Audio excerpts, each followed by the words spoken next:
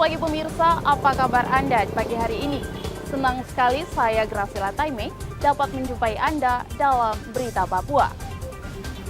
Sejumlah informasi menarik dan teraktual telah berhasil dirangkum tim redaksi kami. Berikut 3 berita utama hari ini.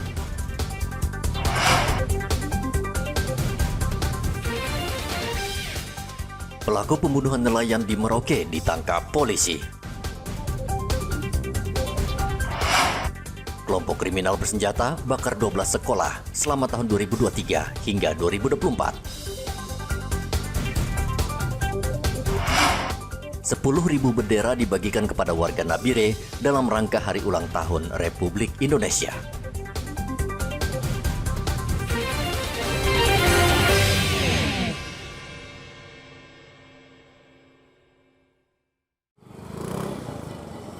Kepolisian Merauke menangkap 1 orang dari 6 pelaku yang diduga membunuh nahkoda kapal Arujaya 3 beberapa waktu yang lalu. Pelaku ditangkap di Kabupaten Bovendigul, sekitar 300 km dari kota Merauke. Penangkapan salah satu yang diduga pelaku ini diharapkan bisa membuka tabir kasus pembunuhan ini dan menangkap seluruh pelakunya. Dan berhasil menangkap 1 orang laki-laki yang diduga sebagai pelaku pembunuhan terhadap nahkoda kapal yang beberapa waktu lalu hanyut ya, atau karam di pinggir pantai ya dengan awak kosong ya. Jadi memang untuk kejadian tersebut secara kronologis ya ini sedikit menemui titik terang ya. Namun demikian saat ini Satreskrim dan juga penyidik Satpol Air Polres Merauke dalam hal ini sedang melakukan pemeriksaan secara intensif untuk bisa menemukan pelaku-pelaku lainnya serta membuat runtut kronologis kejadian atau perkaranya. Ya, inisialnya IM ya, inisial pelaku yang kita tangkap IM. Untuk motifnya adalah sakit hati terhadap nahkoda. Ketua Himpunan Nelayan Seluruh Indonesia, Provinsi Papua, Aceng Sumarlin menduga pembunuhan berlatar belakang penggelapan hasil tangkapan ikan karena nilainya mencapai ratusan juta rupiah. Aceng meminta polisi membongkar kasus ini agar terungkap latar belakang pembunuhan. Berharap agar dari pihak penegak hukum lebih cepat bergerak agar kasus dan kejadian ini cepat terurai, agar kita menemukan titik terang terkait kejadian ini, apa sebetulnya yang terjadi di balik semuanya ini. Jadi di antara kita sesama nelayan itu tidak saling menyalahkan, tidak terjadi salah persepsi gitu. Takutnya kita itu umum ya, publik kadang satu pembicaraan dengan yang lain tidak sama. Demikian ya, mudah-mudahan dari pihak keamanan lebih profesional, lebih tahu untuk apa yang harus dilakukan secepatnya. Sebelumnya, nelayan menemukan kapal Arujaya 3 terdampar di pantai Kampung Onggaya. Di dek kapal ditemukan bercak darah dan seluruh hasil tangkapan ikan di kapal tersebut hilang, termasuk 6 nelayan. 4 hari kemudian, nelayan menemukan jasad Arifin di perairan selatan Papua. Jasadnya tersangkut jaring nelayan yang sedang mencari ikan. Muhammad Ridwan melaporkan dari Merauke, Papua Selatan.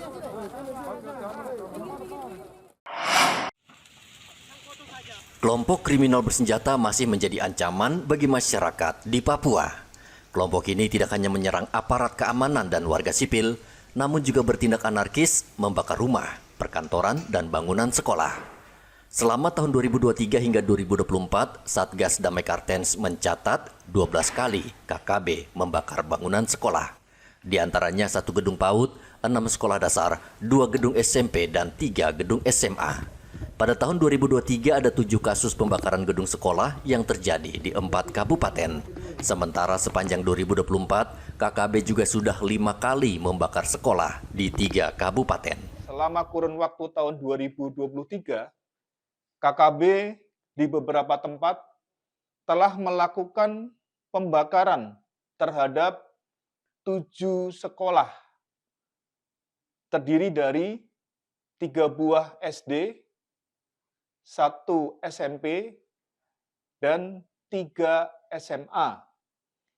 Sedangkan pada tahun 2024 terdapat 5 sekolah yang dibakar oleh KKB.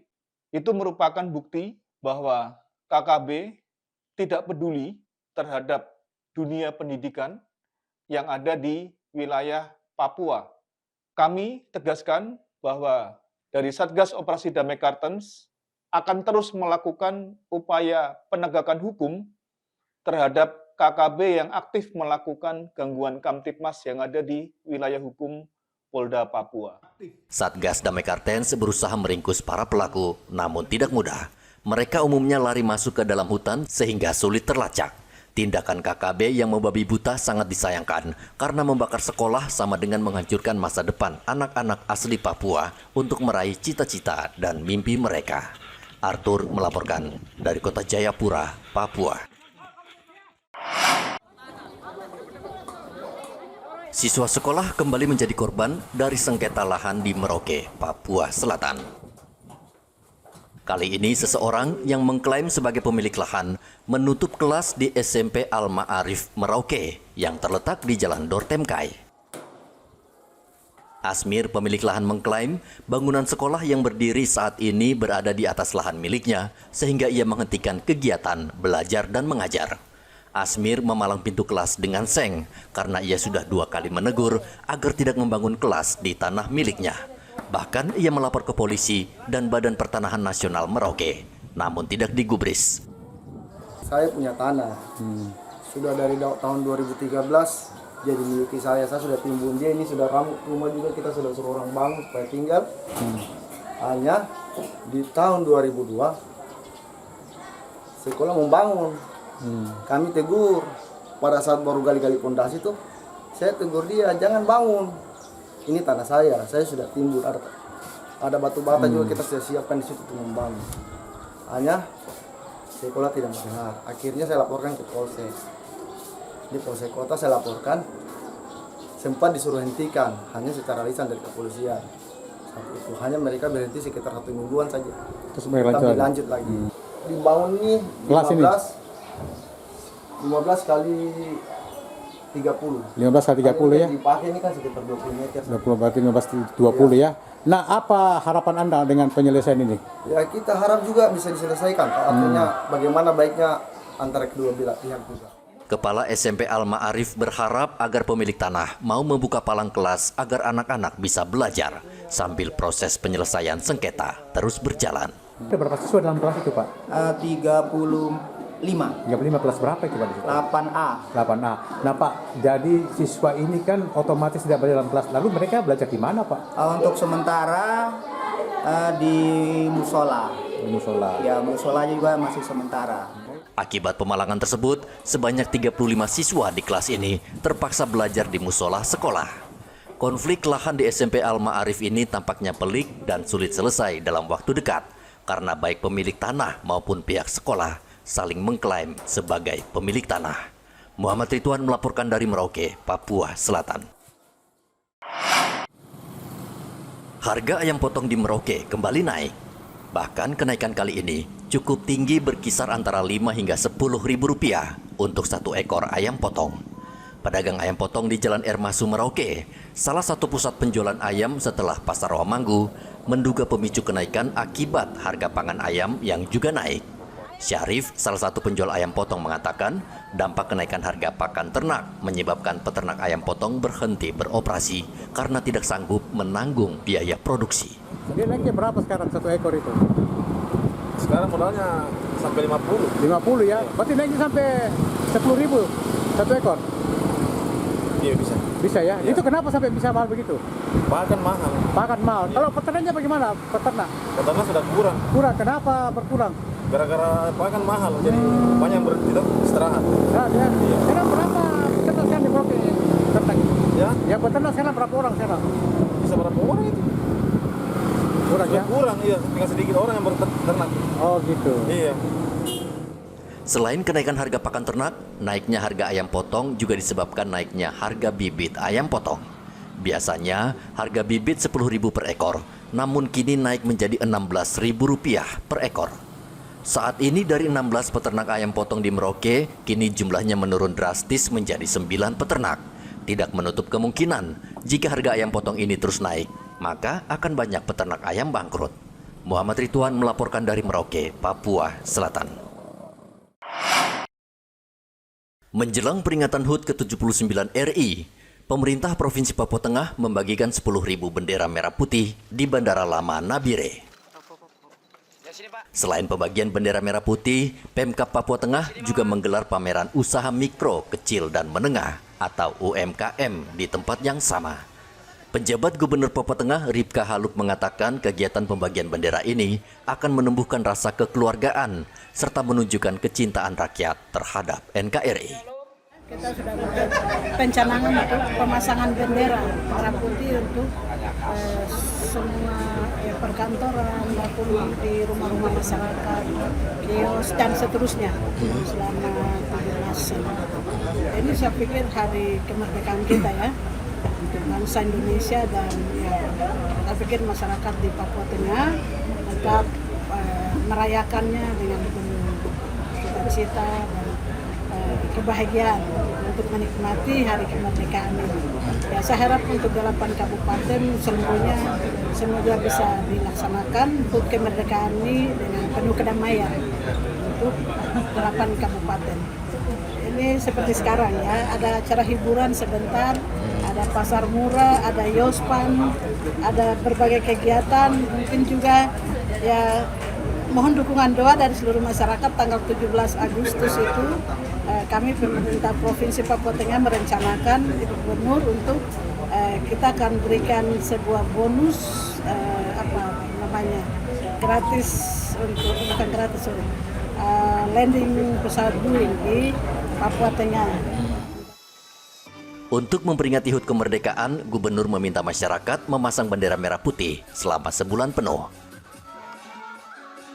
Pemerintah Provinsi Papua Tengah juga akan memberikan kado istimewa berupa pesawat berbadan besar yang akan menjadi sarana transportasi masyarakat Papua Tengah ke daerah lain. Seperti diketahui, transportasi di Nabire masih bergantung pada angkutan udara. Hendra melaporkan dari Nabire, Papua Tengah.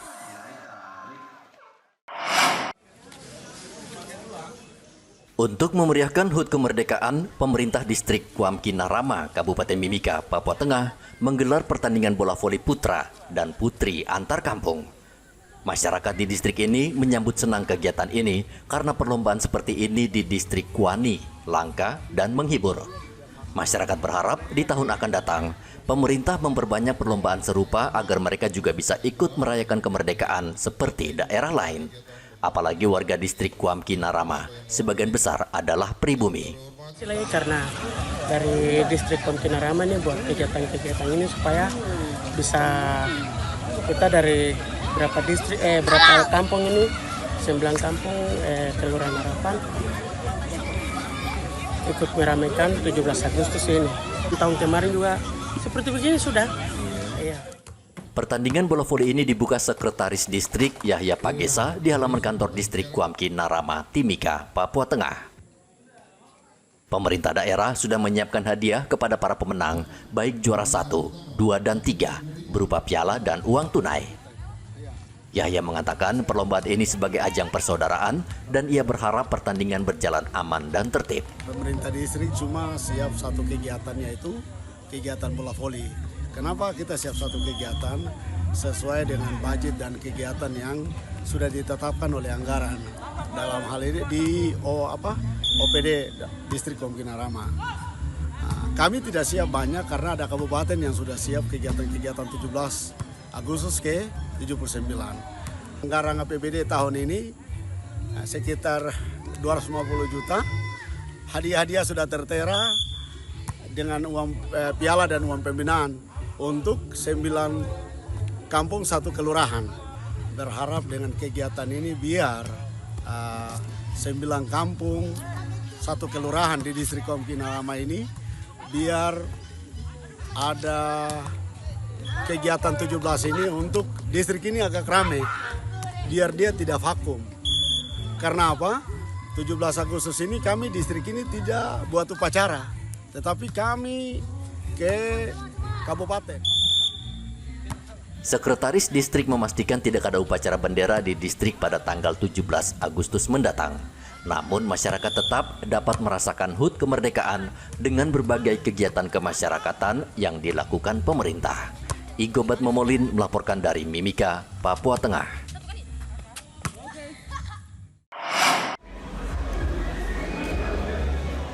Untuk membantu stok darah Palang Merah Indonesia, pemerintah provinsi menggelar aksi donor darah di kantor Gubernur Papua. Kegiatan melibatkan TNI Polri, Ormas, dan ASN. Seperti diketahui, PMI membutuhkan stok darah yang mencukupi untuk kebutuhan masyarakat saat darurat. Dalam kegiatan, pemerintah Provinsi Papua menargetkan 300 kantong darah untuk membantu masyarakat yang membutuhkan. Bangsa negara menghargai para pahlawan yang sudah itu perjuangan saudara-saudara berdahulu. Esensinya adalah itu kita bisa menghargai puncak kita sudah seperti ini karena pejuang itu yang kita lakukan. Memang dari pemerintah ada kunjungan ke keluarga-keluarga. Oh iya, ada. Jadi para wakarwi, para pejuang-pejuang nanti ada dalam kegiatan seperti sosial itu nanti akan kunjungan ke mereka. Samping itu juga ada kerja-kerja lain, itu ada bakti sosial yang nanti dari seksi bakti sosial akan dilaksanakan. Kita harapkan dari tahun lalu kan 200, kita harapkan dengan kondisi yang sekarang ini kita semua tahu, mudah-mudahan hari ini kita bisa dapatkan 300. Itu mudah-mudahan ya, kita kan masih berjalan terus, nanti kita coba ikuti, mudah-mudahan kita bisa dapatkan 300. PMI saat ini membutuhkan sekitar 1.600 kantong darah per bulan. Dan PMI akan membawa ke Jakarta 5 orang yang sudah 100 kali mendonorkan darahnya pada 5 Agustus mendatang untuk menerima penghargaan dari Wakil Presiden Kiai Haji Ma'ruf Amin. 100 kali pendonor, yaitu penghargaan yang akan diberikan oleh Wakil Presiden di Jakarta. Oh iya. Nah, itu yang mungkin nanti ada kami dari perwakilan dari pemerintah Provinsi Papua ada 5 orang, yang satu sudah almarhum, nanti yang 3 orang ini yang akan hadir bersama-sama di Jakarta diberikan langsung oleh Wakil Presiden nanti di Jakarta pada tanggal 5 Agustus. Itu yang 100 ya? Itu yang 100 kali, dan ini ada 3 orang ini, bapak-bapak yang sudah hadir hari ini yang akan menerima penghargaan 100 kali donor darah. Jadi semoga itu bisa menjadi motivasi dunia yang lain dalam rangka kegiatan Semarak Republik Indonesia pada 79 tahun ini. Mudah-mudahan muda kita, anak-anak muda kita juga bisa lebih giat lagi untuk mendonorkan darahnya, bisa seperti bapak-bapak kita yang bisa mencapai 100 kali. Mereka sudah membantu masyarakat kita. Syarifuddin, salah satu penerima penghargaan, mengaku sering mendonorkan darahnya untuk membantu wanita yang melahirkan. Saya cuma ingin membantu orang-orang yang membutuhkan darah, terutama dari ibu-ibu yang melahirkan itu butuh darah. Saya sering donorkan darah. Dan terima kasih atas perhatian dari pemerintah telah untuk kita mendapatkan penghargaan ke pusat, dan Pak Ibu Dokter juga sangat membantu kita, memberikan dorongan yang baik untuk keberangkatan ke Jakarta untuk penerimaan penghargaan ke Bapak Presiden. Kegiatan donor darah ini juga digelar dalam rangka menyambut HUT kemerdekaan RI ke-79 tahun. PMI meminta masyarakat agar mau mendonorkan darah dan menjadi pejuang kemanusiaan. Dari Kota Jayapura, Papua, Hendra melaporkan.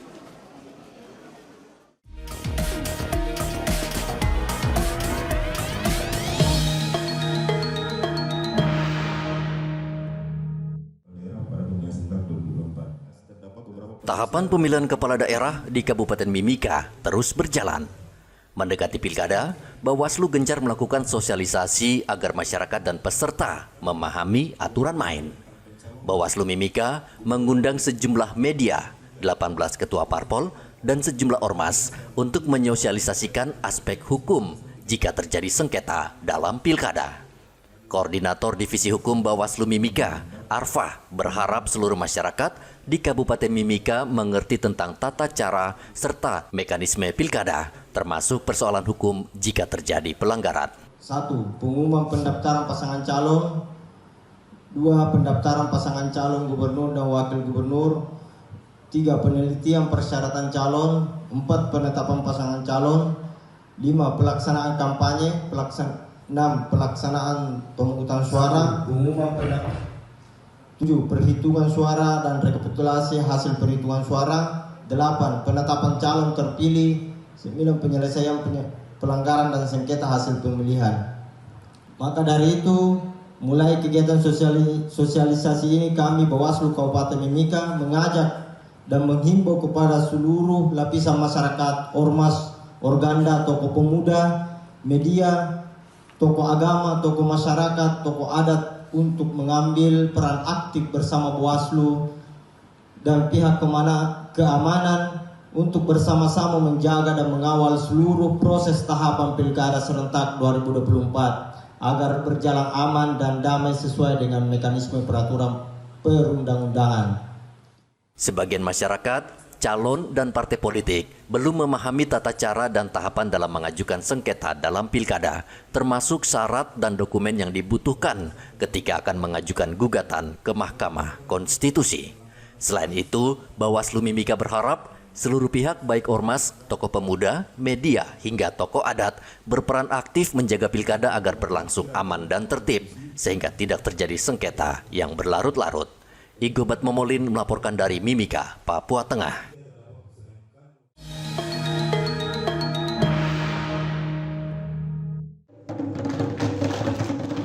Bawaslu Provinsi Papua menggelar kegiatan untuk mengantisipasi kerawanan pilkada serentak pada November nanti.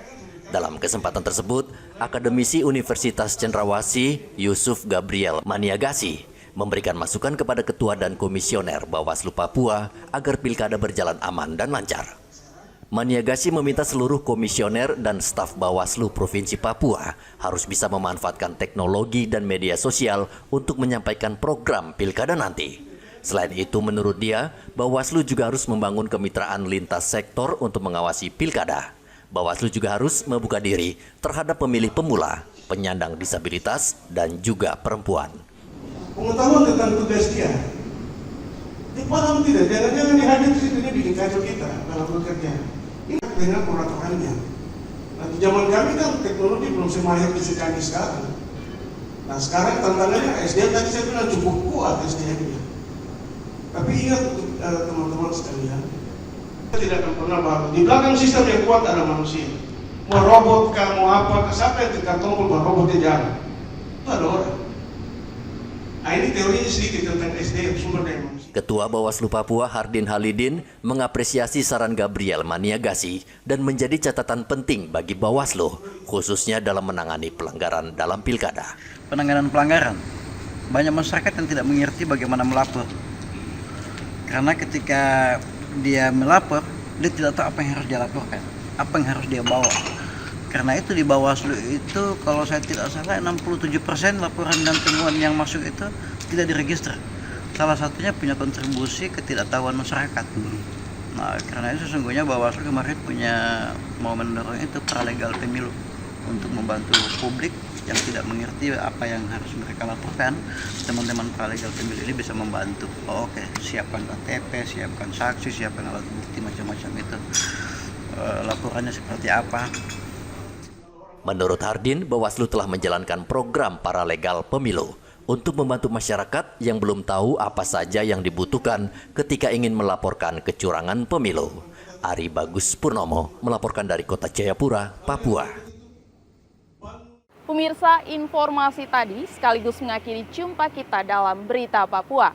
Saya Graciela Taime mewakili seluruh kru kerabat kerja yang bertugas menyampaikan terima kasih. Selamat beraktivitas, sampai jumpa. Wanyambe.